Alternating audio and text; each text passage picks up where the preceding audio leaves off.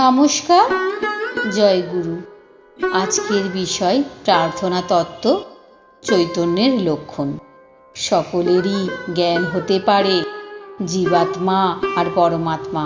প্রার্থনা করো, সেই পরমাত্মার সঙ্গে সব জীবেরই যোগ হতে পারে। গ্যাসের নল সব বাড়িতেই কাটানো আছে। গ্যাস কোম্পানির কাছে গ্যাস পাওয়া যায়। আরজি করলেই গ্যাস বন্দোবস্ত করে দেবে, ঘরেতে আলো জ্বলবে। শিয়ালদহে আপিস আছে, সকলের হাস্য। কারোর চৈতন্য হয়েছে, কিন্তু তার লক্ষণ আছে। ঈশ্বরীয় কথা বই আর কিছু শুনতে ভালো লাগে না, আর ঈশ্বরীয় কথা বই আর কিছু বলতে ভালো লাগে না। যেমন 7 সমুদ্র, গঙ্গা, যমুনা, নদী সব তাতে জল রয়েছে, কিন্তু চাতক বৃষ্টির জল চাচ্ছে। তৃষ্ণাতে ছাতি ফেটে যাচ্ছে, তবু অন্য জল খাবে না। নমস্কার।